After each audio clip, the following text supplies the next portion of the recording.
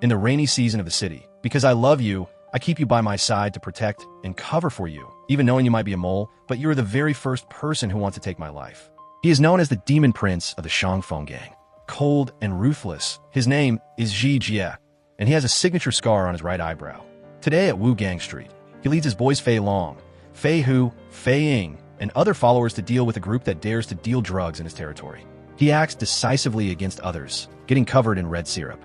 But right after that, his boy Fei Long reports that Uncle Kuan, the gang leader, is calling everyone back to check for a traitor, and he is even calling the sister-in-law. What is worth mentioning is that she shows up at Wu Gang instead of being at home. Hearing this, Ji Jie immediately changes his face and hurries to change clothes to go find his wife. At the same time, Yu, the one who has been with him for 5 years like a wife, a seemingly harmless thorny rose, is actually the mole who secretly gives information to her police adoptive father. She pretends to go see a blind fortune teller, but in reality, she goes to meet him, police officer Ren Jie, to hand over the documents she has quietly collected. The situation is getting more and more tense. He says the police also have a mole from Shangfeng, telling her to be extremely careful, and he will find a better backup person. But right at that moment, both sides make a move. He says Shangfeng's people have come to catch us, and she must leave immediately. She also notices that Ji Jie has called her many times with missed calls. With no time to think further, the two part ways in a hurry.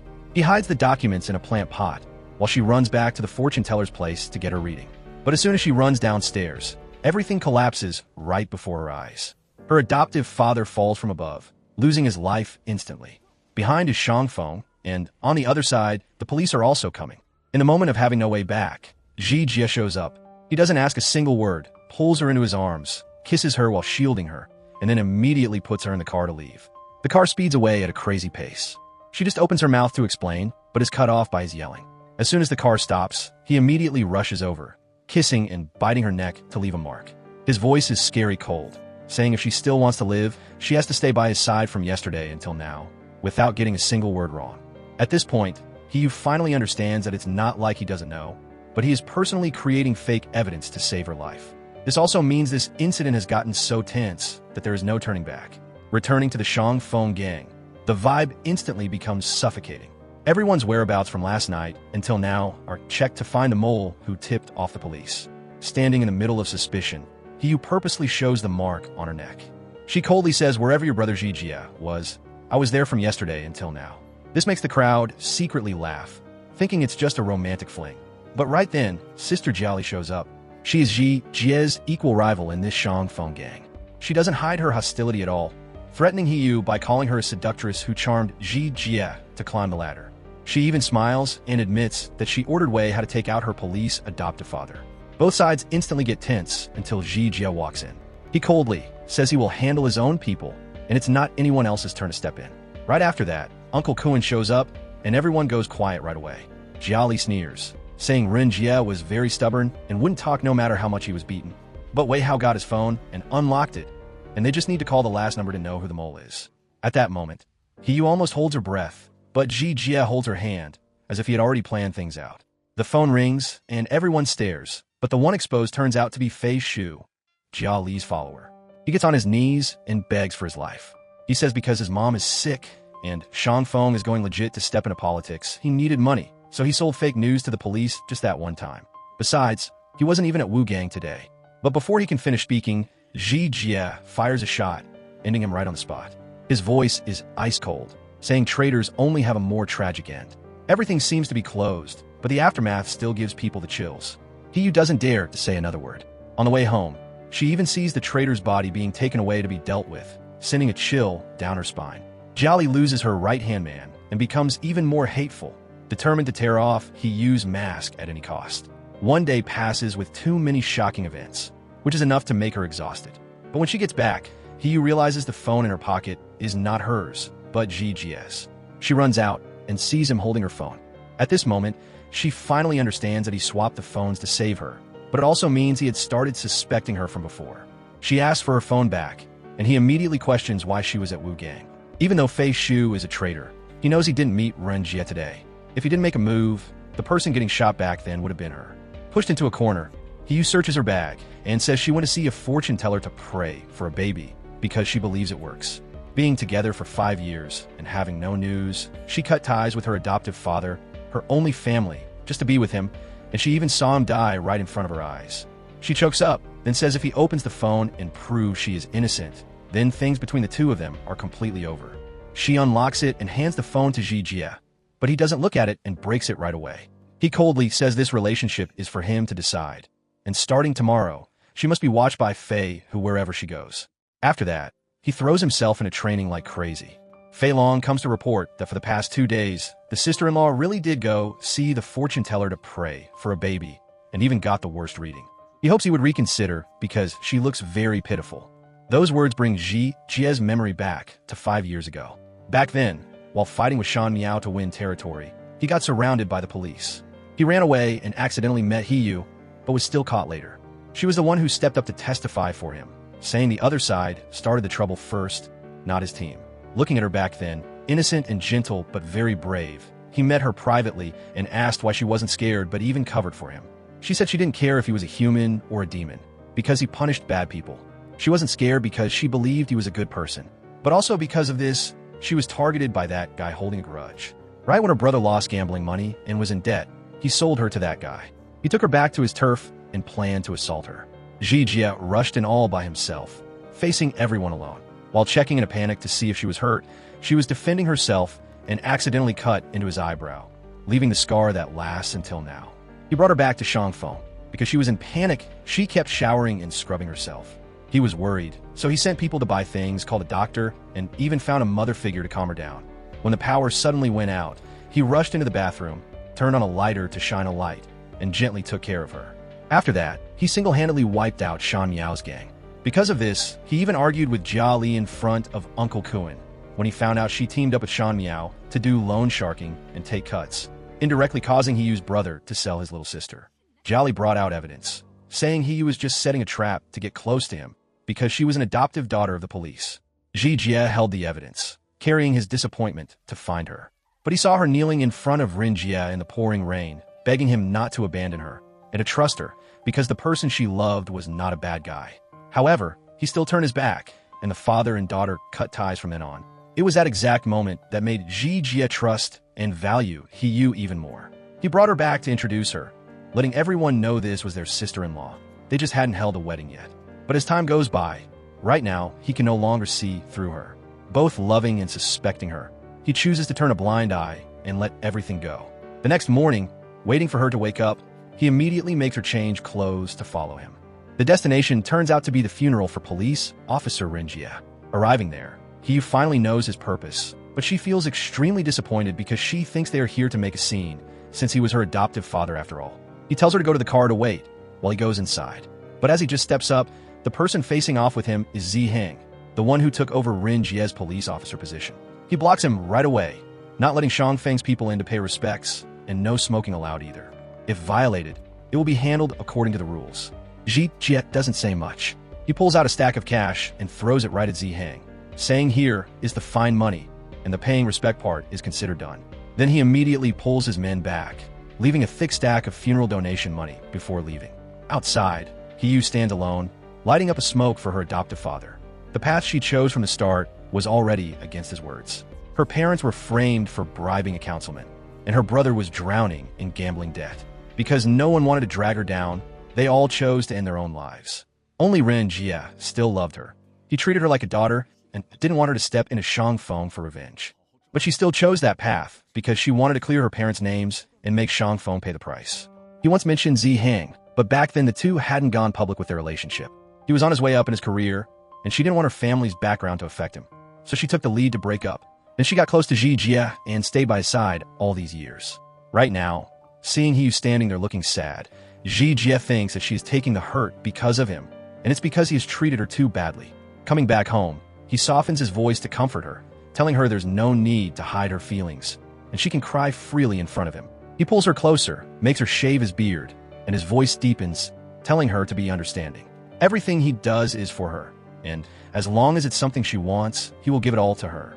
She pretends to hold the razor blade against Jie's neck, saying that instead of taking his life right now, she will find a way to tie him up, find solid proof, and then hand it over to the police. He just smiles with full confidence, saying the police can't do anything to him unless he willingly gets caught. Then all the tension fades away after a passionate night, as if no suspicion ever existed. The next morning, the next contact person texts her to meet up. He remembers how to use the secret codes her adoptive father once taught her to fool Jie. She purposely goes to buy books and baby stuff, then goes to an orphanage to give out gifts. Every single move is reported back by Fei Hu, making Jie think she is truly praying for a baby. By the next day, she wants to go to the temple, and he immediately follows along. She feels guilty and plans to change the schedule, but he doesn't let her. Arriving at Du Chun Temple, she walks around looking at riddles while nervously counting down the time. The meeting is at 9 o'clock. Right before that moment, Jie gets a call and has to leave, and the person showing up in front of He turns out to be Zihang, her adoptive father's student, her ex-boyfriend, and the only person who understands the secret codes with her. The two face each other all choked up. That year, they broke up for his future, and she chose her own path for revenge. Now meeting again, there are only unfinished feelings left. She asks him exactly which cop is working for Zhao Kuan, who is the old Kuan of Shangfeng, because she was almost exposed that day if someone hadn't set up Fei Shu as the scapegoat. Zihang says he's investigating the mole. It's highly possible her adoptive father prepared fake evidence in advance to protect her if anything happened. As for him, he realized she was the informant because he was the earliest one at the scene that day, seeing with his own eyes that Jie took her away. Right at that moment, Jie comes back to find his wife.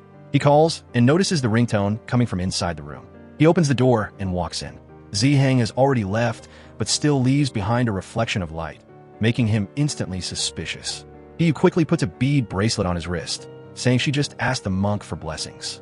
She pulls him to kneel together in front of Buddha, her tears smudging her mascara. This makes it even harder for him to guess what is real or fake. His suspicion goes up, but he has no proof.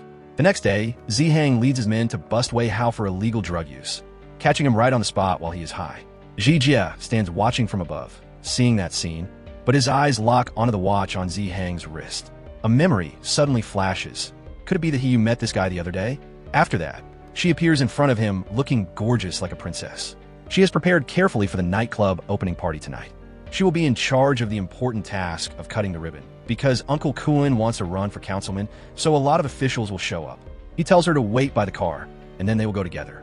But when walking out, she sees Zihang again. Before the moment of unconsciously smiling can fade, he gets hit by a car right in front of her eyes.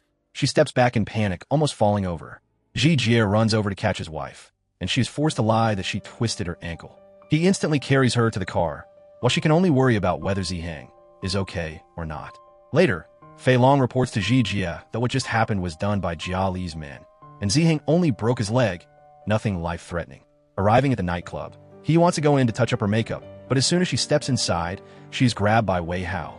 It's unknown why he got released so early. His eyes are full of suspicion, saying the newly appointed police officer is both Rin Jie's old student and her partner in crime. It's exactly because she gave the tip that he got arrested, and he wants to take her life to let out his anger. Luckily, Jolly arrived in time to stop him, not letting Wei Hao go crazy to avoid ruining Uncle Kuan's big event tonight. But he was already having withdrawals and even attacked Jolly, begging for drugs.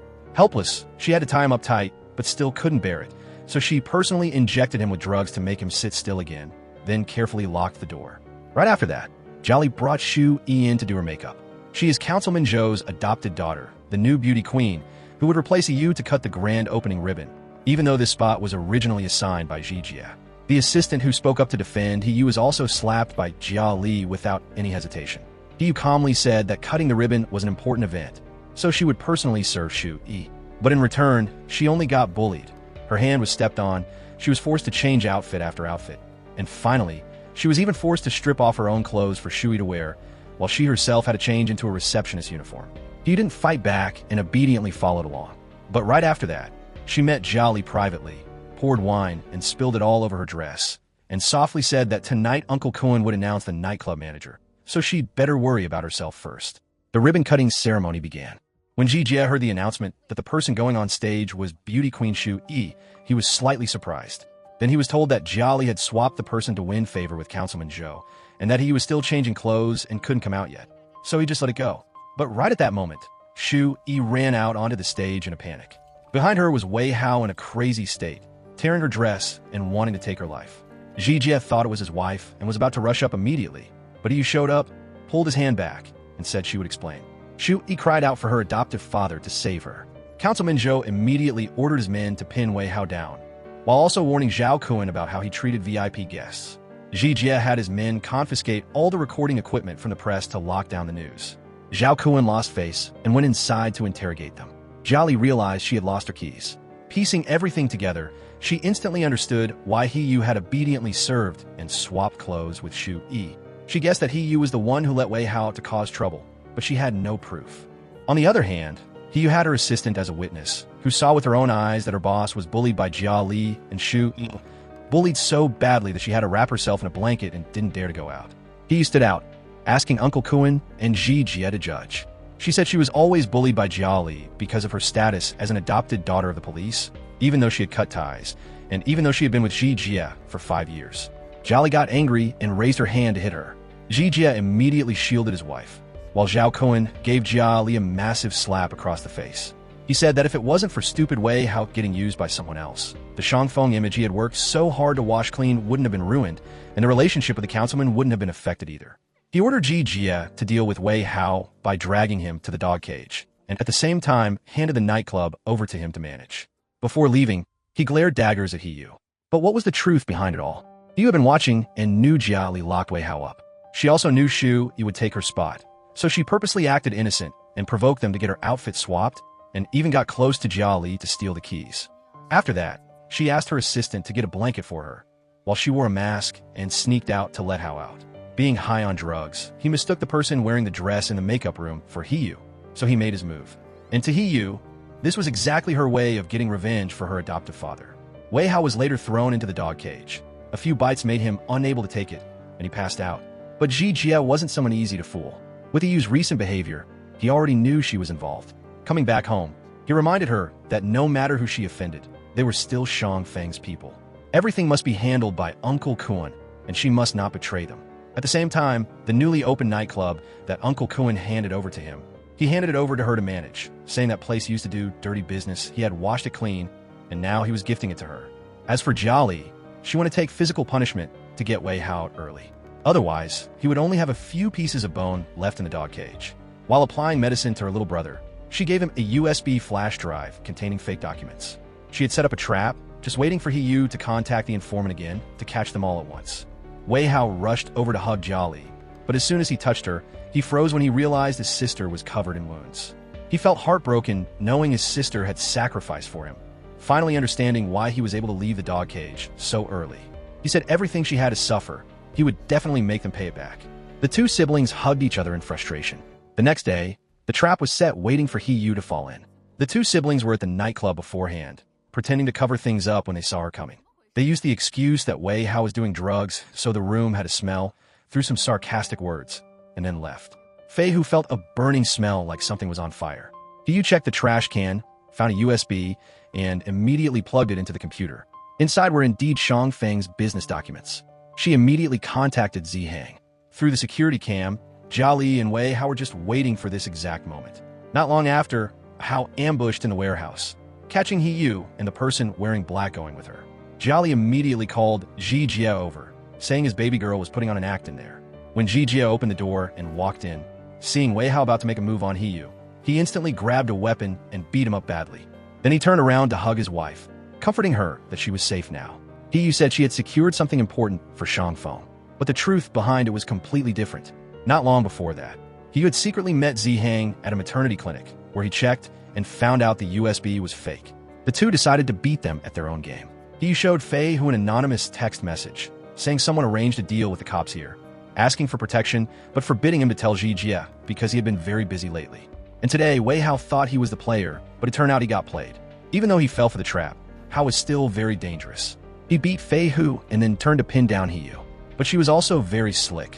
She pretended to snatch the USB from him and loudly accused Wei Hao of working with the police, betraying Shangfeng. Seeing Ji Jie coming, she lowered her voice to provoke him, saying, "I'm the one playing you." Wei Hao lost his mind and was about to strike when Ji Jie stormed in.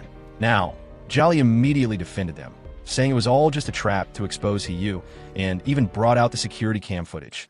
But there was no clip of He Yu picking up the USB. Instead, it only showed Wei Hao sneaking around to meet Zihang. Jia Li said the USB was just fake, but when opened, inside was the real data of Shangfeng. Ji Jie got furious, smashed the computer, and declared both of them as traitors. Hao instantly took all the blame, begging to let Jiali go. Jie ordered his men to drag him away and cast him into a concrete bridge pillar. After that, he carried He Yu away, while Ziheng could only stand watching from afar. That night, the storm was wild. Zhao Kun wasn't present at Shangfeng because he was tailing Councilman Zhou. He got the news of the trouble at home, but couldn't make it back in time. The other uncles in the gang rushed over, forcing Jie to release Wei Hao, and even demanding him to hand He Yu over. He still calmly invited Uncle Air to drink tea. A call came in, and outside, a few uncles asked to step back because the big picture needed Jie. Right after that, Uncle Air's grandchild called, saying there were many strangers in the house making him scared. At this moment, Uncle Air finally understood why Zhao Kun always valued Jie so much. He truly lived up to the title of Shangfeng's Demon Prince. He admitted his mistake, saying Wei Hao was up to him to handle, treating it like the two of them never met today. Jie ordered an investigation into who opened the door for them to come in. One guy instantly got on his knees to confess, but still couldn't escape his fate. Hearing the thunder, he hurried upstairs to find his wife. She was in a panic, trying to defend herself. He hugged her to comfort her, saying everything was fine, whoever wanted to hurt her he would deal with, but there were things he absolutely forbade her from doing. As for Jiali, because she didn't want her little brother to suffer pain when being cast in concrete, she personally sent him on his way to the afterlife. The next day, Zhao Kun returned to judge the case. Even though Wei Hao had taken the sentence, since Jiali was his boss, she got whipped. She still knelt and begged for mercy, saying she had personally dealt with Wei Hao, hoping to be given a chance to continue putting her life on the line for Shangfeng. Uncle Kun ordered her to follow Jie from now on. Jiali kneeled down to thank Jie, but when she was dragged away, she still looked at him, full of hatred. Uncle Kun explained that last night out at sea, the waves were huge, so he couldn't come back in time. After this incident, Jie asked to back out, saying Shangfeng had been washed clean.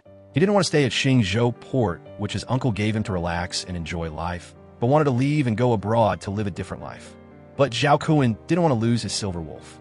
He brought up the old favor from years ago, when he picked him up from the trash dump, raised and trained him to where he is today, and then asked him to do one final mission, which was extremely dangerous. Before even hearing it all, Jie agreed unconditionally. The next day, he started preparing for the delivery. Seeing his wife hanging around outside the door, he said he had already arranged for her to go abroad first. Once he was done with work, he would come over, and they wouldn't come back here anymore. He told her that no matter what she heard or saw, she must trust him. She nodded in agreement. But right after that, she immediately found Ziheng to tip him off that Jie was about to deliver illegal goods to a guy named Su Cha, a notorious smuggling boss in Southeast Asia. If caught, even if Shangfeng had been washed clean, it would just turn back into a lump of coal. Ziheng reminded her what her purpose had always been. As long as she found out the time and place of the deal and took down Shangfeng, she would be free, and the two of them could start over. He went back, looking for a chance to plant a tracking device, but couldn't do it yet. She saw Jie's boys moving things into the warehouse, and also saw a picture of him with Shu Yi, so she pretended to be jealous to demand to go in and check. Fei Hu stopped her.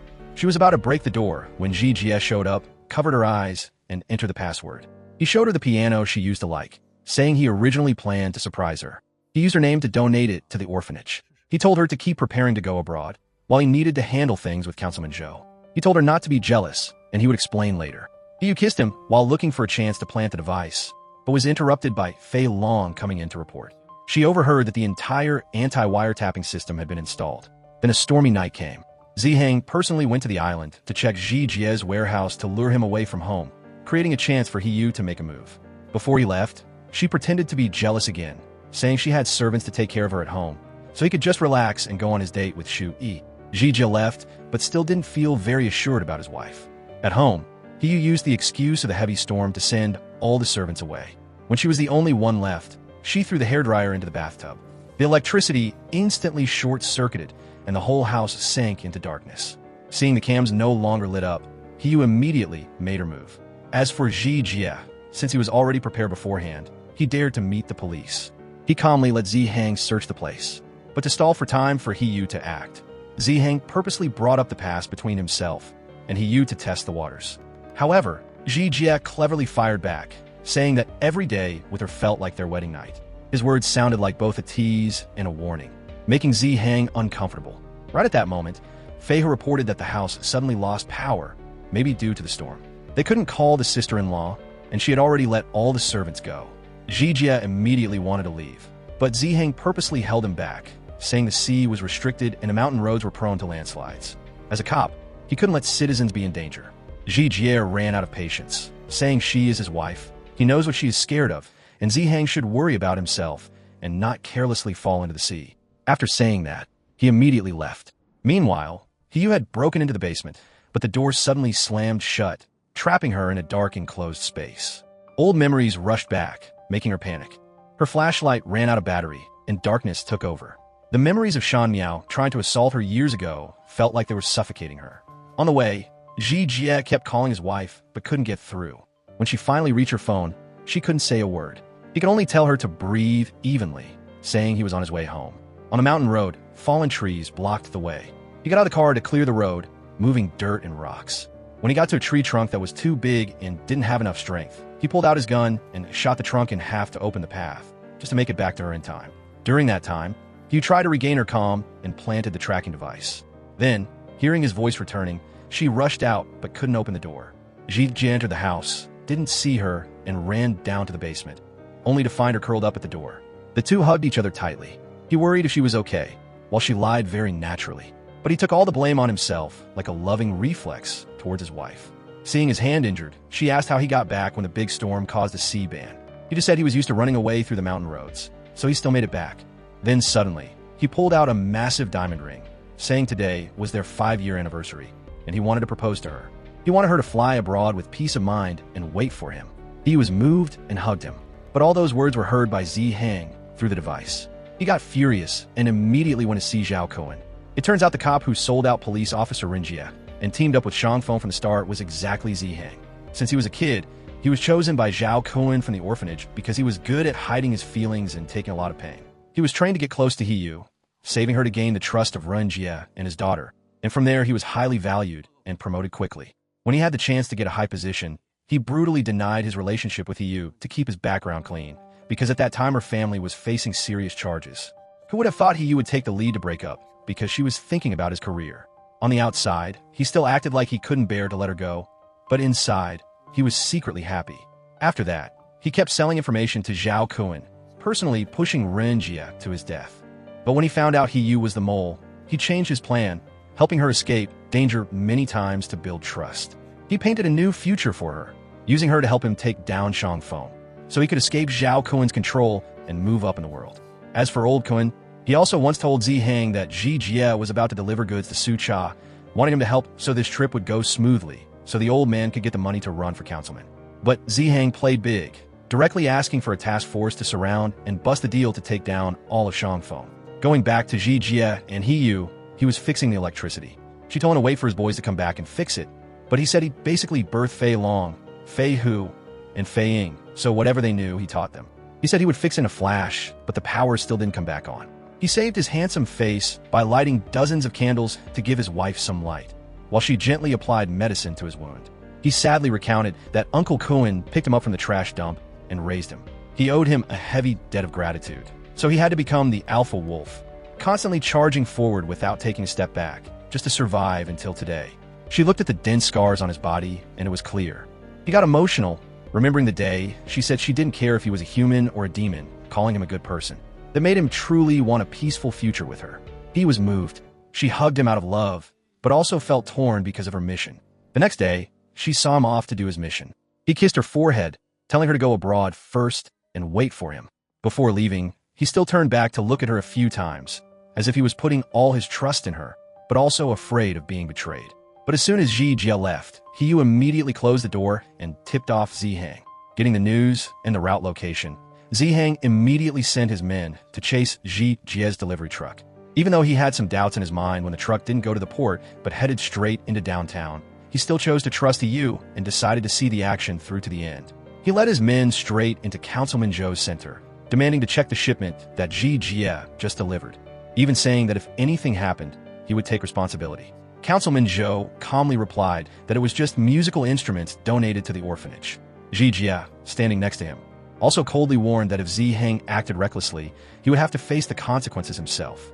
The police proceeded to check. Every single crate was opened, but there was no sign of any illegal goods. Even the last crate was just a piano, and it was even listed under Hiyu's name as a gift to the orphanage.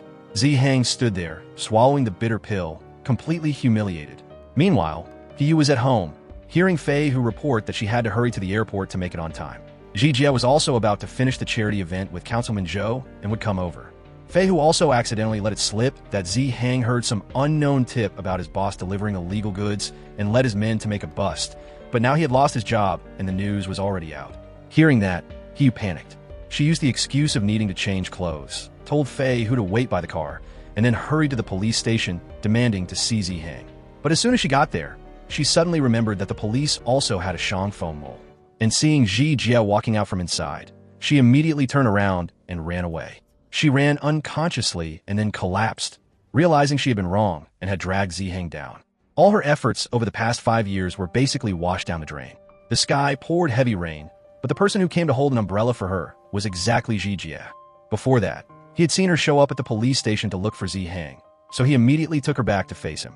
Downstairs, she looked at Zi Hang tied up tightly and beaten miserably. He panicked and tried to explain, but everything was against her at this point. From the picture of them together in the past, the wiretap device that Ji Jia found, to her earring, all were undeniable proof. She begged him to let Zi Hang go, saying the two of them had ended a long time ago. But Ji Jia could no longer keep his cool. He said she was about to lose her own life, but was still begging for someone else. He took care of everything for her, covered for her time and time again. Turning a blind eye to let things go. If he got caught today, the person losing his life would be him. Yet her heart was made of stone. He handed her the weapon, making her personally take out Zi Hang, and then he would believe her. But he pointed it straight at her own head, saying that if he didn't believe her, she would take her own life to prove it. Ji Jia immediately pinned her down, saying her life was not for her to decide. After that, Fei Long reported that the goods had arrived safely, but because Zi Hang made a big scene, they couldn't deliver to Suchai yet. At the same time, Uncle Kuan sent his men to take Zi Hang away, saying the police would put pressure on them, so they had to keep him alive. Ji Jia started to get suspicious, because from the past until now, Uncle Kuan had never been scared of anyone, yet this time he was going easy. Putting that aside for now, Ji Jia ordered Fei Long to pick a guilty lackey to be the scapegoat and take the blame for the betrayal. Then he also called the private eye who investigated his wife to come meet him. When he found out her picture was taken at a familiar spot, and no one knew about the relationship between her and Zi Hang except her deceased adoptive father, he said he would give a reward. But in reality, he had his men take out the private eye right away, not letting anyone dig deeper, all still to protect his wife. When he woke up, she found out she was locked in the room. All the servants had been replaced, and Ji Jia ordered not to let her go anywhere. As for Zi Hang, even though he was saved by old Kuan, he still had to take another beating. He was warned that betrayal wouldn't have a good ending, and if all the videos between him and the old man were leaked, he wouldn't have a way out either. Zi Hang got on his knees and begged for one more chance, saying he would soon find a mole for Shang Feng. Things still didn't stop there. In front of Uncle Kuan, Jolly continued to push things further. She said the traitor was dealt with, but that earring clearly didn't belong to that guy. Besides, in the past, when a lackey made a mistake, the boss had to be punished too. She had been through it, and she demanded fairness. Uncle Kuan defended Ji Jia, but he took the initiative to accept the punishment to maintain discipline. He kneeled down to take the whipping without letting out a single cry. But Jolly still wouldn't stop. She had to tear this lovebird couple apart step by step. After biting the bullet to take the punishment, Ji Jia immediately told Fei Long to drive him home instead of bothering to go to the hospital. He talked tough, saying he didn't care about Hiyu, but everyone understood how much he worried about her. But as soon as he got home, Hiyu rushed over, directly accusing Jia Li and Wei Hao of taking her earring. She even said he could check. On the day he left, she didn't wear that pair at all, and this time she truly wasn't lying to him. But when she accidentally touched the wound on his body, Ji Jia frowned slightly from the pain. He instantly pushed her hand away and told his men to step down. She still wouldn't give up and immediately questioned him, asking him not to take his anger out on the innocent servants. He talked back fiercely, saying they were accomplices, and she couldn't even save herself. So how could she worry about someone else? He tried to explain, begging even more desperately. When she grabbed onto him, she noticed red syrup dripping from his arm. She just thought he was a brutal demon who didn't spare those people, taking his anger out on them instead of her. Ji Jia turned around, picked her up, and put her on the railing, questioning if she only just realized he did bad things, when she herself once said she didn't care if he was a human or a ghost. Was she just lying to him from start to finish? He also said he didn't just deal with those people, but Zi Hang was also sent packing by him. Didn't she care more about true love than her own life? In a panic, he almost fell, accidentally breaking a flower vase. He grabbed her tight, letting his own body fall onto the floor full of broken glass. No matter how much it hurt, he hugged her tightly. But she didn't know any of that. She just kept begging him to spare innocent people and admitted she was wrong. He was bitterly disappointed. It turned out strangers were even more important than him. He pulled Hee-yu into the room, locked her up, and coldly warned that if she skipped a single grain of rice, he would make one more person pay the price. Locked in a room, Hee-yu kept banging on the door begging, but didn't know that on the other side of the door, Ji-jie wasn't just suffering physical pain, his heart was also shattering to pieces. 1,000 wounds on his body couldn't compare to her crying, which felt like knives cutting into him right now. The next day, Fei Long reported that the deal was locked in for 5 p.m. on Exine Street. After the job was done, he would arrange for both him and Hee-yu to fly abroad. Hearing that, Hee-yu told herself this was her last chance. Before heading to the airport, she used the excuse that she hadn't paid her respects at Duchin Temple. Scared she wouldn't have a chance once she went abroad, she asked the maid to go in her place, while also telling her to ask the monk to chant a prayer without a single mistake. As soon as she got in the car, Aunt Chun and Aling suddenly showed up to see her off. At this moment, Hee-yu finally breathed a sigh of relief knowing they were safe and sound. On Zi-hang's side, after decoding the secret message in the prayer, he pinpointed the time and place. But having been burned once, he suspected Hee-yu would lure him into a trap. Arriving at the deal location, Ji-jie told his wife to hold his hand tightly. As long as she stayed by his side, she would be safe. But right at that moment, Jia suddenly showed up, blaming the two for keeping her waiting so long. At this point, the laser from a sniper rifle was pointing straight at his head.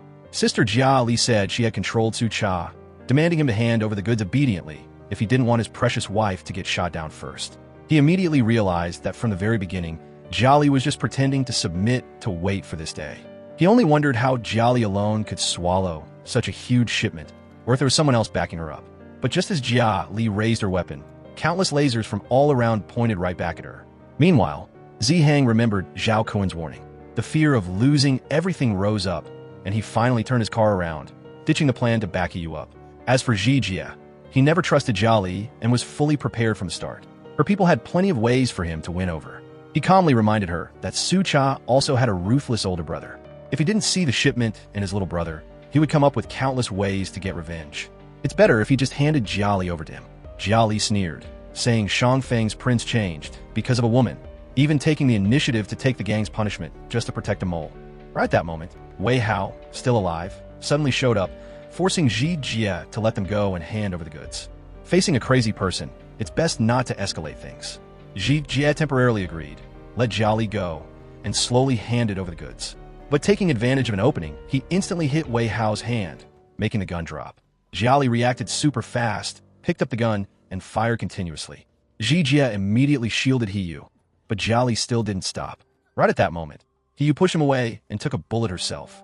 Zi-hang heard the news of chaos at Exine Bridge, so he turned his car around again. Looking up high, he saw Ji-jie frantically carrying Hee-yu and rushing to the hospital. Rushing her into the ER, he almost held his breath, his eyes tracking every move the doctor made. When Zi-hang showed up wanting to arrest him, Ji-jie instantly warned him that if he said one more word, he would blow up the whole police station. The nurse stepped out asking for allergy history. He recited every single medicine clearly, and without hesitation, he signed his name in the patient's husband section. The nurse reminded him to treat the wound on his shoulder, but he didn't care, only clinging to Hee-yu's hospital bed. The surgery room door closed. Ji-jie stood there, his chest feeling crushed. He couldn't even breathe. Finally, he collapsed, counting every second passing by in despair, tears falling uncontrollably. For the first time in his life, he was this scared that he would forever lose the girl he loved the most. Later, the doctor announced that although the surgery was successful, Hee-yu still hadn't passed the critical stage. Ji-jie almost went crazy, screaming and forcing the doctor to save her at all costs, then quickly lowered his voice to beg. The doctor could only say they did their best, and the family should brace themselves. Hearing that, Ji-jie punched the wall hard, then suddenly looked at the blessing bracelet on his wrist. He went straight to the temple, kneeled before Buddha. With a hoarse voice and tears rolling down, he said his sins were deep and heavy, but Hee-yu had never done anything evil. She was kind-hearted, so please let her live. If needed, he was willing to trade all of his remaining lifespan for her life. From now on, Ji-jie swore he wouldn't do bad things or take a life anymore. If he broke his word, he was willing to die without a whole body. In her coma, Hee-yu kept getting pulled back to her most painful memories. But then, at every desperate moment, that familiar voice rang out. Hee-yu, don't be scared, I'll be right back. No matter how much danger she fell into, Ji-jie always showed up in time, pulling her out of the darkness. And maybe it was exactly from times like those that his love quietly sneaked into her heart without her even knowing. Under the candlelight at Buddha's door, Ji Jie quietly wrote down every line of prayer. But writing with a pen didn't feel sincere enough, so he used his own blood as ink. After that, he took it step by step, kneeling and bowing his head on every single stair. A man who used to live in ruthlessness and never believed in miracles was now kneeling before Buddha, only hoping to move the heavens to save Hiyu. Finally, a miracle happened. She woke up, and the doctor told him he must take good care of the patient. As for her, holding his hand, seeing the fresh wound on his palm, she choked up as she finally understood his sacrifices, while she used to think he was just testing her. She admitted she once had a relationship with Zihang, but it had ended a long time ago. All these years, she only had him. Even though he didn't fully trust her, she knew that in this world, the only person who wanted to protect her was still him. Ji Jie just softly replied that it was because he wasn't good enough. If he had explained everything clearly earlier, maybe she wouldn't have been hurt so badly. The two realized that sometimes, because of love, it's even easier to lose trust, and they promised themselves they wouldn't be like that anymore in the future. On the other side, Zihang started to pin all the blame on Jiali, saying she was the one who leaked the documents to the cops and teamed up to hijack the goods, making the shipment disappear. He understood clearly that only by pushing everything onto Jia Li could he continue using Hiyu and escape Shangfeng's control. Zhao Kuan pressured him to quickly find the shipment back to make up for his mistakes. At this point, the Jiali siblings knew they had no way out. She bluntly said she hated Zhao Kuan to the bone. He was the one who killed her mother and then pretended to be their savior, and Wei Hao wanted to escape the life of being a hunting dog for that sneaky old man. When Ji Jie asked who was backing her up, Jiali just laughed, saying he was so pitiful, being manipulated by Zhao Kuan without even knowing. In the end, it was highly possible he would die at the hands of the woman he loved the most. Ji Jie remembered his vow not to kill, so he let the two traitors decide their own fate. Jiali hugged Wei Hao, saying if possible in the next life, they should be born in a better place and not be siblings anymore, ending the fate of the two pitiful and guilty people. When she got better, Hiyu arranged to meet Zihang at Du Chun Temple again. Seeing the words written in blood, her heart was moved, but she still said she had just won back Ji Jie's trust. Zihang was suspicious, asking if she risked her life to save Ji Jie for the plan or if she had truly fallen in love with him. She made an excuse that if Ji Jie died, the shipment would fall into Jia Li's hands. She had asked someone to tip him off, but why didn't Zihang show up? He used the excuse that he was under investigation, so he couldn't make a move and could only keep blaming Jiali. Hiyu apologized for being too hasty, but she was scared she wouldn't have a chance to survive next time. Zihang said the goods were gone, and Su Cha was already dead, but Hiyu believed Ji Jie would find them sooner or later, and she would definitely make all the powers at Sha Longport pay the price. Just as they were about to part ways, unexpectedly, Ji Jie was already standing downstairs waiting. She quickly said she just finished paying her respects and accidentally bumped into Officer Zhou, but he immediately pulled her to his side. He coldly reminded Zihang to remember clearly that Hiyu is his woman, and if he needs anything, contact his lawyer, then threw a business card on the ground. Hiyu asked if he suspected her. He just repeated that the two of them promised to treat each other with sincerity. She blamed him again for hiding the lost shipment, making her hear it from someone else. Ji Jie comforted her, saying he would solve it soon, and then leave with her to start a new life. After that, he took her to the orphanage, quietly standing there watching the girl he loved. He was about to light up a smoke, but seeing her uncomfortable because this place was full of kids, he stopped right away. A kid ran over to hold his hand, pulling him to play together. But he just stood by the piano, his eyes always following her, a rare smile appearing, as if he finally found peace. On the beach, the two chased each other in the wind, their gentle laughter ringing out. They lay next to each other on the sand, looking at the wide sky. Even though a sudden rain came and ruined their sunset plan, to Ji Jie, just being by her side was already happiness. Coming home in the cool rain, Hiyu playfully kicked the puddles, while Ji Jie stood beside her holding the umbrella, his eyes gently watching her. But that peace was quickly broken when a servant brought a package. Hiyu just opened it and panicked seeing a dead fish inside, along with a warning that if the goods weren't delivered on time, someone would have to pay the price. The very next day, Shangfeng kept getting threats. Fei Long reported that Su Cha's older brother named Su Pan insisted that Ji Jie was the one who killed his little brother and refused to deliver the goods. He also sent his rep, Ying Quan, who sent a letter demanding a meeting. Yesterday, he even came to cause trouble and slashed the faces of some brothers here as a warning. Looking at the wound on his subordinate's face, Ji Jie suddenly remembered the scar he left on Shan Yao years ago. When coming to meet Ying Quan, the crowd purposely blocked the car to show off. But Ji Jie didn't say a word, directly took the wheel and stepped on the gas, charging straight ahead as a warning. He boldly walked in, coldly apologizing for having to use this method.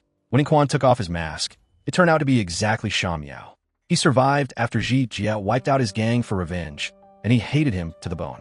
Ji Jie remained calm, offered him a drink, and said he didn't kill Su Cha and would deliver the goods on time. He was even willing to compensate with 3-horse racing tracks in Thailand. But Shan Miao didn't need money. He just wanted him to get on his knees and apologize. Ji Jie still held it in until he dared to mention Yu, and even played the video of him trying to assault her back then. At this moment, Ji Jie smashed the screen, rushed over to warn him, confirming he would deliver the goods on time. But if he dared to touch his people, he would have no way back. At home, he received another weird disc. Ji Jie instantly broke it, telling her not to answer strange calls and to limit going out. He planned to send her abroad first, but Yu refused and even wanted to personally go apologize to Shan Miao to help him. But Ji Jie just said, "In this world besides you, there is no one I can't deal with." Meanwhile, someone suggested handing Yu over to Shan Miao to let out his anger. But Zhao Kun didn't allow it. He understood clearly that if they touched her, Ji Jie would do things totally out of control. But Ziheng, sitting with Uncle Kun, instantly had a plan in his mind. After piecing things together, Fei Long guessed Shan Miao was the one pulling the strings behind Jia Li stealing the goods for revenge. Ji Jie immediately decided to go meet Su Pan, leaving Fei Hu to protect Yu. But Yu had eavesdropped on it. She used the excuse of going to buy wontons to meet Ziheng, reporting that Shan Miao might be holding the shipment. Ziheng slipped up and said he already knew, then quickly covered it up by saying the cops had another mole. Yu didn't suspect anything and hurried to leave, so much that her hair got tangled in his button. In Ziheng's heart, he wanted her to leave Ji Jie soon, while also wanting everything to end so he could start over. But right on her way out, Yu was drugged and shoved into the trunk of a car. In her daze, she only managed to rip off a button from her kidnapper before passing out. Unexpectedly, that guy was Ziheng. He handed Yu over to Shan Miao, wanting to use her as a weak point to take down Ji Jie. He even set a condition that after dealing with him, he must hand the person and the goods back to him. Shan Miao immediately asked what right he had to bargain. But Ziheng coldly replied that he had enough proof to leave Shan Miao with no way out, so it was better to team up and split the profits. In the end, the two shook hands, each with their own scheming. Right at that moment, Ji Jie received a picture of Yu tied up. Shan Miao called, giving him exactly 1 hour to come save her. He must go alone. If he was a second late or brought weapons, the consequences would be unimaginable. Ji Jie didn't hesitate, immediately driving off alone. But on the way, a gunshot rang out, making him lose control of the wheel. Meanwhile, Shan Miao turned on the camera, wanting to finish the unfinished video from years ago with her. Right then, Ji Jie sped his car to the place, charging in alone to open a path, fighting while trying to find a way to save her. Even though he was outnumbered, he still didn't back down. Seeing that, Shan Miao locked Yu in a shipping container, then got on the roof to watch Ji Jie get his revenge. He laughed loudly, saying he purposely threw the keys on the ground earlier. If Ji Jie wanted to save her, he could only get on his knees like a dog and feel around in the pile of broken glass. With no choice left, Ji Jie bit the bullet and got on his knees. His 2 hands kept digging through the sharp broken glass, not stopping even when he got hurt and blood was pouring down. Shan Miao looked at that scene and gloated, reminding him that back in the day, Ji Jie slashed his face, probably never expecting there would be a day he had to kneel like this. Inside, he tried to stay calm, felt for a knife, and cut her ropes. When Ji Jie finally found the key, he immediately rushed over to open the door. He just banged on the door from the inside, and he opened his arms to hug her tightly. But right at that moment, Shan Miao wanted to send both of them to the afterlife together. Ji Jie immediately shielded his wife. He knew it was hard to escape, but he still needed to confirm one thing before everything ended. He exposed the whole plan, from Shan Miao saving Wei Hao, using Jia Li to steal the goods, then killing Su Cha, and framing him to both get revenge and snatch the shipment. Shan Miao didn't deny it. He was even smug because his plan was perfect, and he was about to become the top boss of the area. Right at that moment, Su Pan showed up, demanding a life for his little brother. It turned out when the gun fired earlier, Ji Jie dodged a bullet. With not much time left, he immediately asked Su Pan to come with him to know the truth, that the guy who turned everything upside down was exactly the traitor Shan Miao, whom Su Pan had saved. He threw a gun to him, demanding him to find the shipment back, while he would deal with the traitor. Meanwhile, Ziheng realized the plan went south. He hurried to the place where the goods were hidden, but unexpectedly Ji Jie tracked it down first, and even fired a shot hitting his shoulder. Ji Jie instantly ordered Fei Long to chase him. Who would have thought Zi Heng quickly changed into his police uniform to hide his identity, acting like the cops got a secret tip about an illegal deal and came to bust it, but found nothing. Ji Jie and he were taken to the station. Here, Ji Jie questioned why the cops didn't go catch the bad guys, but interrogated the victims instead. He asked what crime he committed and told them not to give his wife a hard time. Zi Heng reminded him to watch his tone because the two hadn't registered their marriage. But Ji Jie fired right back, saying the cops cared way too much about other people's husband and wife business. If he dared to touch Hiyu, he would have to face the consequences himself. Later, facing Hiyu, Zi Heng said he turned off the camera, but she'd already noticed the kidnapper's button looked exactly like his. She asked why he was at the scene so fast. He made the excuse that he had many sources. Hiyu choked up, saying if it wasn't for Ji Jie and Su Pan, she probably wouldn't be alive. Zi Heng immediately blamed her for only seeing Ji Jie and forgetting what he had done. From blaming Wei Hao and Jia Li, faking documents, to getting hurt and losing his job, it was all for her. He asked straight up, you fall in love with Ji Jie, right? She didn't dodge it, saying Ji Jie was the one who saved her life many times. When she went with him to find a shipment, someone fired a shot at her, and then right after that she accidentally bumped into Zi Heng. He instantly changed the subject, demanding her to keep finding the shipment's location. But he started to get suspicious. Why did he only care about the goods, but not want to bust the whole organization? When she got out, Ji Jie immediately put his coat on his wife, his eyes full of worry. He scolded him for not taking care of himself, and loudly said her husband was badly hurt, demanding Fei Long to call a doctor to the house. Getting home, she made him take his medicine. With a shaking voice, she said if Su Pan didn't make it in time, she didn't dare to imagine what would have happened. Ji Jie just said calmly that Shan Miao only wanted to torture him for revenge. As long as she was safe, that was enough.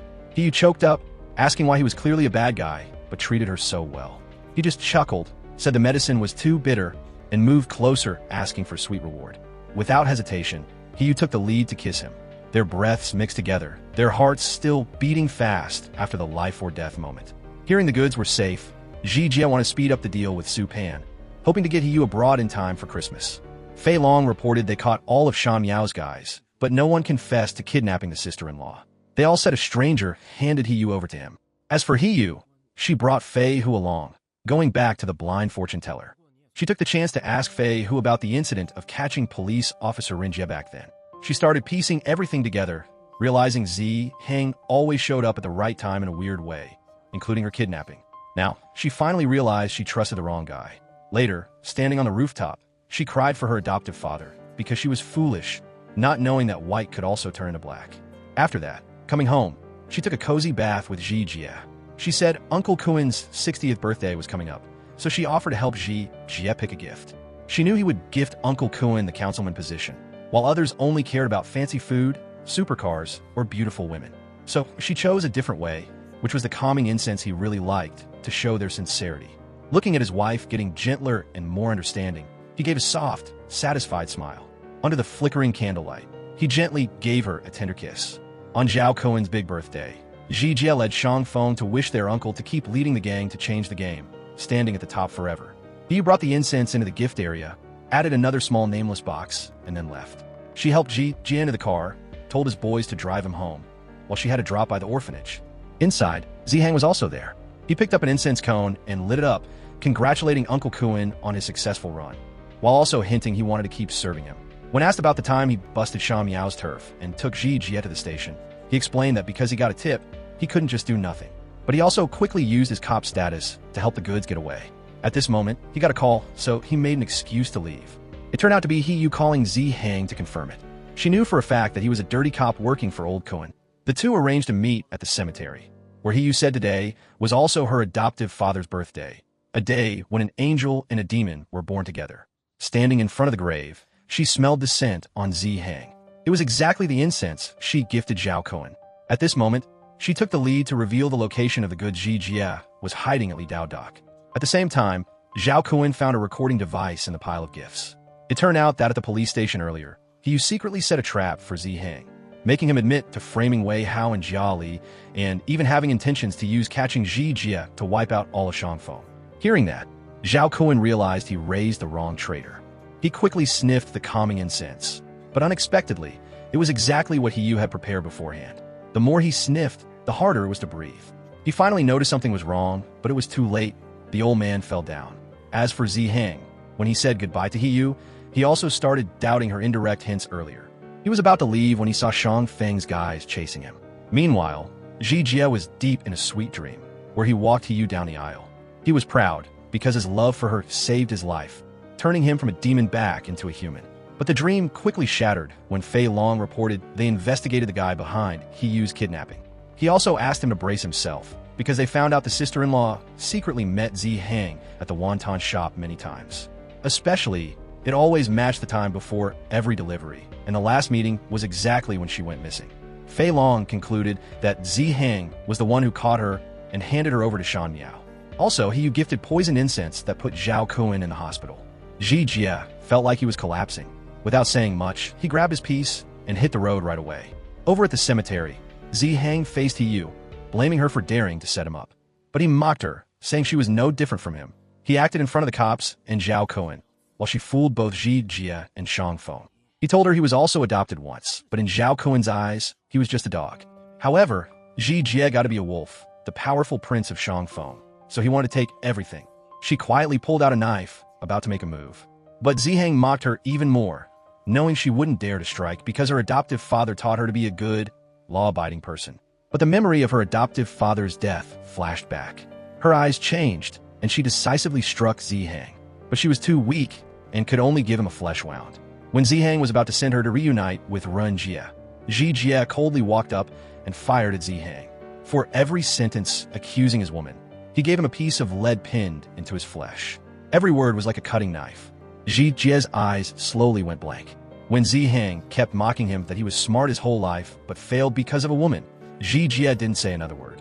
He fired a shot and finished him right on the spot, breaking his vow not to kill. He turned around, gently wiped the blood off his wife's hands, determined not to let her hands get dirty, acting as if everything that just happened never existed. Instantly, there was a summon order from Uncle Kun, right after he escaped the life-threatening condition.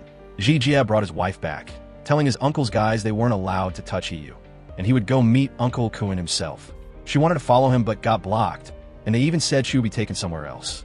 Ji Jie immediately got angry. Seeing more people surround and block the way, he didn't hesitate. Step by step, his eyes slowly became manic, directly taking out everyone to get to his wife's side. When Fei Long brought his guys to back him up, he just told Hiyu to stand still and wait for him. No matter what happened, she must wait for him to come back. After that, he coldly walked in to meet Uncle Kun. The man looked at him, casually saying that he probably prepared for this day for a long time. He replied that from the moment his uncle started suspecting Hiyu, he already had a backup plan. Zhao Kun laughed, saying he used to raise a wolf and a dog, but in the end he got scratched by a stray cat. But he didn't lose, because Ji Jie would never be able to be with Hiyu. The two of them were in two different worlds and couldn't mix. Even if he crawled out of hell, wore a human mask to live, and ripped his heart out to give to her, she wouldn't even bother to accept it. He handed a sword to Ji Jie, demanding him to strike decisively, like a true wolf. But right when he had the chance, old Kun suddenly pulled a sneak attack. He just didn't expect that the person he raised could be so decisive and ruthless. Downstairs, Hiyu heard the fighting noises. Worried, she wanted to rush up but was stopped by Fei Long. Right at that moment, seeing Zhao Kun fall down, she wasn't scared at all, just surprised, but she wasn't happy about getting her revenge either. Meanwhile, Ji Jie walked down slowly, his eyes completely blank.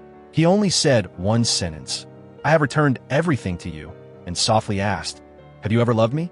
Seeing Hiyu's tears, he didn't wait for an answer anymore. He believed that in the long days ahead, even if she had never loved him, she would eventually fall for him. Then he ordered Fei Long to announce to all of Shangfeng. Zhao Kun teamed up with the cops, ruined the gang himself, and took his own life. From now on, he takes power. Whoever dares to go against him will only have one ending.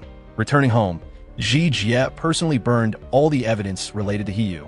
Fei Long watched his boss stay awake all night, blaming himself for once advising him to trust his sister-in-law. But the situation right now was getting more and more dangerous. Zhao Kun had previously used Ji Jie's name to sign a series of contracts with the councilman. Now all the spearheads were pointing at him. No one let him leave, and they even wanted to force him to submit and obey. The inside circle also started suspecting that Hiyu was involved in Uncle Kun's death, rather than him destroying himself like Ji Jie announced. All the inside forces were waiting for a chance to make a move. But up until this moment, he still cared about her the most. Hearing Fei Long say she stayed locked in her room for days and only came out to get some sun after being forced to, and even when buying the food she liked, she didn't touch a single bite, Jia ordered those chefs to be brought here to cook for her in the house. But she was like a soulless shell, no longer talking or smiling. No matter how much he tried to please her, she didn't care. He even brought her to the piano where she used to play with the kids, promising to adopt all of them, and promising not to lock her up anymore, not to scold her anymore, just treating it like nothing ever happened. But He just quietly shook her head, saying she couldn't do it. Right from their very first meeting, she had set up the scene to fool him. Jia didn't want to hear it. He purposely talked over her, saying he wanted to take her to England, wanted to get married, wanted to have a family. Whether she liked a European or Asian-style wedding was fine, and it was even okay if they didn't have kids. She said everything was over, but the ending wasn't like she imagined. If she had chosen to strike directly from the start, maybe she wouldn't have had to lie to him for so long and wouldn't have turned him into such a scary person like he is now. She lived for revenge, but placed her trust in the wrong person. True and false, black and white were all mixed up. With no goal ahead, she felt like she was walking lost in the fog. Jia still wouldn't let go. He said she could still trust him, still love him. She just needed to forget the past and truly love him once. That was enough, or else just lie to him one more time. But she said, between the two of them, there were too many lies and too much hatred. When the truth was exposed, they couldn't go back to how they used to be anymore. She begged him to let her go. Otherwise, he could take her life, as she would pay him back with it. He disagreed, reminding her that her life was for him to decide. She cried and became even more disappointed, saying love isn't about forcing, nor is it about control or possession. If you truly love someone, there must be mutual respect from both sides. He went crazy, asking if she wanted him to turn himself in or wipe out all of Shangfeng to be satisfied. In a moment of losing control, he rushed over to force He to submit. But she firmly fought back, making him stop and accept that the two of them couldn't be like before. He stepped outside, blaming himself for losing his mind. Then, suddenly hearing a strange noise, he hurried back in to find her, only to see that she had done something foolish to herself. But luckily, he found out in time and saved her life. After that, he almost drowned himself in alcohol, torturing himself endlessly. He asked himself what else he could do to completely win her heart. Then Fei Long came to report that Councilman Zhou still wanted to work with Shangfeng. He immediately pulled his feelings back, his face becoming colder and more ruthless. He changed his clothes, then brought her adoptive father's ashes and put them in front of He, forcing her to eat all her rice, or else he would dump it for the fishes to eat. If she dared to hurt herself again, he would paint this whole Sha Long port red for her. He said from now on he wouldn't treat her like a baby girl anymore, but she had to live, and live really well to pay off her debt to him. After that, she went to the cemetery to apologize to her adoptive father because she was weak and cowardly, making her adoptive father disappointed. She was left all alone, unable to take down the underground forces in this Sha Long port anymore. Right at that moment, a cop named Ming Lang showed up, handing her Ren Jie's phone, saying inside were secret codes that only she could decode. He also revealed that Jia had no intention of washing his hands and quitting the game, but was teaming up even deeper with Councilman Zhou. If so, this place would never have peace, and there would only be more crimes. She said she couldn't trust anyone anymore, and didn't want to be involved with the police either, then walked away decisively. Meanwhile, Jia officially took the throne, taking over Shangfeng. He ruthlessly dealt with all the other uncles, the ones who had intentions to rebel. At the same time, he used a large amount of money to pull Councilman Zhou to his side, even knowing it would make him the person He hated the most. When meeting Councilman Zhou, he praised him for choosing the smart path. Councilman Zhou suggested a bigger plan. Instead of smuggling, they would control the entire domestic market, turning Jia's island into a production site and turning the nightclub into a distribution point. Jia agreed to team up, even offering Su Pan's entire shipment. But in return, he didn't want to be a pawn. He had to become a man standing on the city council. Mr. Zhou instantly set a condition. He just needed to marry his daughter and kick the woman beside him to the curb. Then everything would become legal. At home, he found out the servants got beaten on the street because Shangfeng seized land to build factories.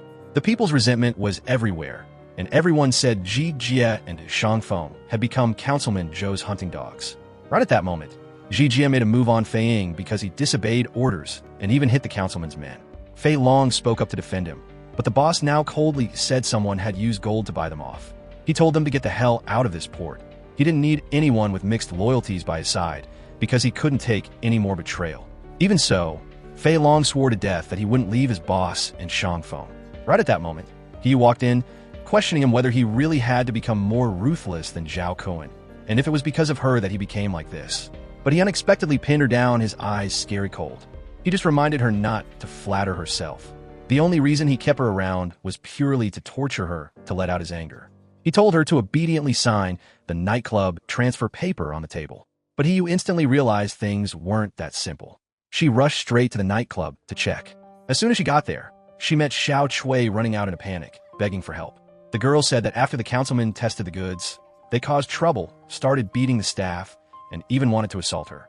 Hiyu immediately turned to ask Fei Hu if it was true that Jie seized land to build factories, turned the nightclub into a distribution hub, and then forced her to transfer it to Shu Yi to do these shady things. Right then, Hiyu heard Shu Yi order her men to find Xiao Chui and smash the cameras. She noticed that Xiao Chui's earring had a micro-recording device hidden inside. Without hesitation, Hiyu instantly told Fei Hu to take Xiao Chui out the back door while she stayed behind to face them. Shu Yi couldn't find the person, so she immediately suspected Hiyu of teaming up to set her up. But right at that moment, Jie showed up, using the excuse of hurrying to block the reporters, so he had to throw his coat over Shu Yi, cleverly shielding her. He also said he already caught Xiao Chui and Fei Hu, leaving them for Shu Yi to handle however she wanted. Hearing that, Shu Yi coldly suggested throwing Fei Hu to the dogs and selling Xiao Chui to international waters. Hiyu immediately begged Jie to spare them, but he just looked at her, his eyes scary cold, saying Xiao Chui was a reporter for the Shalong Port Daily. Did she want to push him to a dead end or treat him like a fool? He used to turn a blind eye, but from now on, she had no right to beg anymore. With no other way, Hiyu went back and kneeled before Shu Yi, only begging to leave a way out for Fei Hu and Xiao Chui to live. Jie casually sat down to drink wine with Shu Yi, coldly saying that lovers or friends could all betray you. Only money and power were the things that brought a sense of security. Shu Yi felt satisfied with his recent behavior. He even dealt with his close brothers, trading it for a ticket to step into the powerful class, something that Zhao Cohen spent so much effort on but still couldn't get. She laughed, saying he even personally punished the woman he once loved the most, so he was qualified enough for the marriage alliance. She promised to bring him to meet the insiders tomorrow, while also discussing the marriage details. When he saw Shu Yi wanting to stay the night, Jie just pulled the curtains and coldly said she could pick a room herself. Outside, the rain was pouring. The maid hurried out to hold an umbrella for Hiyu, reporting that Fei Hu had been sent to the hospital, and Xiao Chui was actually brutally tortured and thrown into the sea. She also passed on advice that she should listen to the boss. In a maid's room, Hiyu quietly opened the piece of paper Xiao Chui slipped into her hand. Inside, it clearly stated that Shu Yi hid illegal documents in the safe at the nightclub office, along with a trustworthy phone number.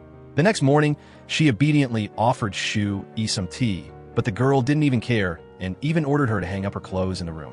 While awkwardly doing so, she knocked over the clothing rack. Jie caught it just in time, coldly asking what trick she was playing again. He said she had already kneeled, but he still wasn't over his anger, so the only way left was to beg Miss Zhou to spare Fei Hu and Xiao Chui. He immediately warned her that if she messed up the partnership with the councilman, he wouldn't let her have peace. But if she behaved, just after tonight, he would let her go. As soon as she saw him leave, Hiyu immediately called the phone number Xiao Chui left behind. Unexpectedly, the person picking up was Officer Ming Lang. Not knowing whose side the other guy was on, Hiyu said if he wanted to team up, he had to follow her plan. As for Jie, he finally stepped through the door of power that Zhao Cohen had never touched in his whole life. Councilman Zhou officially welcomed Jie into the game, but didn't forget to remind him that Hiyu hadn't been keeping to her place lately. Another councilman bluntly suggested he use her life as a debut gift, but Jie just coldly replied that he didn't need to dirty the councilman's hands, because he would definitely put the big picture above all else. Coming back after drinking, out of habit he kept calling Fei Long to pour him water, but then remembered they had all been chased away by his own hands. He walked out, quietly asking if he had forgotten. He turned around, decisively chasing her away too, saying that finally, he could set her free.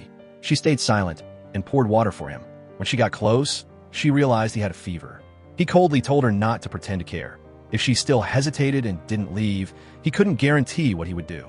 The next day, Hiyu kept pretending to be obedient, serving Shu Yi while she changed clothes. She cleverly commented that the outfit was beautiful but lacked a matching set of nails, using that to get close and take Shu Yi's fingerprint. After tipping off Ming Lang to conduct a surprise raid on the nightclub, Hiyu secretly sneaked into the office. Using the fingerprint she just got, she opened the safe and found all the illegal documents exactly as Xiao Chui had said. But right at that moment, Councilman Zhou and his daughter showed up, catching her red-handed because Jie himself had pointed them there. Shu Yi was about to strike, but Jie was faster, directly pinning Hiyu down. He coldly questioned her, saying he already let her go, so why was she still stubborn about messing with Councilman Zhou? She said he shouldn't think he could wash away the blood of innocent people. She definitely had to see them pay the price with her own eyes. But he no longer covered for her, handing her over to the councilman to handle. Shu, he said a pretty face causes trouble, so she would still keep her face pretty, but ordered her men to lock her in a cage and throw her into the sea to drown. Unexpectedly, the two lackeys knew He Yu was the boss lady who used to be with Ji Jia and was extremely beautiful. So they opened the crate wanting to assault her. But right at that moment, someone showed up to save Yu, and at the same time handed those two over to the police. In her daze amidst the sound of the ocean waves, Yu dreamed of a different ending, a place where she and Ji Jia could be together, with only love and no hatred. When she woke up, she saw that everyone she thought had died was actually still alive. At this point, Fei Long finally told the truth. It was all just a massive act set up by Ji Jia to take down the entire underground force at Shalongport. At first, Fei Long himself was fooled, but he didn't believe his boss could be so heartless to his brothers and the person he loved. So he went back to demand an explanation. Even though he got beaten black and blue, Fei Long refused to give up. Finally, the boss admitted the whole plan, having secretly moved everyone to a safe place beforehand. Because after he once had foolish thoughts, he thought a lot. He started to understand her words. Love is not about possession, but about helping the person you love achieve their goals. So, he decided to help her finish the path she wanted to take, personally getting justice for her and bringing peace to Sha Long Port so no more lives would carry sins. From then on, Ji Jia started putting on a perfect act. Every time he had to hurt He Yu, his heart felt like it was being ripped apart. But he had to do it so the hatred would become the driving force to help her keep living. For the plan to succeed, Ji Jia sought out Ming Lang, a cop with the cleanest background, offering to team up to wipe out all the underground forces in Shalongport, including himself and Shangfeng. He only asked the law to show leniency to his brothers, and no matter what happened, the police had to protect He Yu completely. He also said he did something disrespectful to her adoptive father, just to force her to keep living. So he hoped Ming Lang could go to the cemetery to comfort her, bringing her a new ray of hope. Ming Lang looked at him, admitting that Ji Jia was exactly like the rumors, having both brains and guts, but being extremely foolish in love. He just chuckled, saying he wasn't a hero, nor did he have grand ideals. He just wanted to wholeheartedly love one person. After that, Ji Jia could play games perfectly with the hypocrites, but what he was most afraid of was having to say things against his heart to the person he loved. Among everyone, the one who hurt him the most was still He Yu. He could only quietly watch her through the cameras, forcing himself to be a little colder. He was afraid she would get sick soaking in the rain, so he told the maid to hold an umbrella for her. He purposely passed the news that Fei Hu and Xiao Chui were heavily punished, so she would hate him more and keep living to try and save others. Many times he really wanted to hug the person he loved, but he couldn't ruin the act he had worked so hard to set up. While the councilman targeted He Yu, he had to try to prove he didn't care about her anymore, so he could personally end everything. As for He Yu, now that she understood everything, she blamed herself for being useless. She was clearly out for revenge, but acted like someone lost. It was him who had sacrificed way too much for her. That night, Ji Jia went to meet Mr. Zhou and his daughter as scheduled. When the old man heard the customer list had been moved to the secret warehouse, and the goods were in the hands of the big bosses, he was just waiting for the money to drop into his account and the wedding between Shu, Yi, and Ji Jia to happen. But Ji Jia just calmly looked at his watch, waiting until those powerful people started panicking because the shipment was purely literal baking flour. Shu Yi panicked and asked her adoptive father how to handle the situation. It turned out he had shipped all the real goods straight into the hands of the police beforehand. Councilman Zhou immediately denied responsibility, pushing all the blame onto Ji Jia and Shu Yi. But he had recorded the entire conversation. At the same time, Xiao Chui was still alive and had teamed up with the media to expose everything. He also had his men collect the transaction books, completely blocking their every way out. Meanwhile, he had also gotten the books using Shu Yi's fingerprint. But the alarm went off, and she was immediately hunted down. Fei Long risked his life, staying back to block the way. When he ran out of bullets, he used his own body to protect his sister-in-law. He escaped outside, but was still chased down by them. It was Fei Long who used his dying breath to hold them off until the boss sped his car over. He collapsed, proud of fulfilling the duty he was assigned. As for Ji Jia, he pulled He Yu into the car and sped away in despair. In the speeding car in the dark, Ji Jia admitted that from the moment he decided to lie to her, he finally understood how painful wearing a mask felt. All these past years, she had to pretend to love him. While he had hated and felt pain when knowing the truth, the times he spent with her were still the happiest moments of his life. His strength was slowly running out because he took a deep bullet. He said this was probably the last ride he could take her on, begging her not to cry. A guy like him should have died a long time ago. His biggest regret was that only at the end of his life did he understand that loving someone isn't about forcing them, but respecting and helping them achieve their goals. Finally, he realized the two of them didn't belong to the same world. The car stopped at the border. He gave her back the blessing bracelet containing all the evidence, telling her not to cry for a guy like him. If the cops saw it, it would drag her down. Later on, if anyone asked, she must absolutely deny everything. Tell them he locked her up and forced her. Only that way could she live with a clean slate. Then, with his own hands, he pushed her out of the car, lit up a smoke, and gave a very light smile to send the girl he loved on her way. After that, he went back to a new life, fixing up the house to adopt orphans. As for him, before leaving, he secretly left all his overseas assets to her, down to a little piece of paper hidden in a book. It turned out that a long time ago, when she was still an innocent girl, he had fallen in love with her at first sight.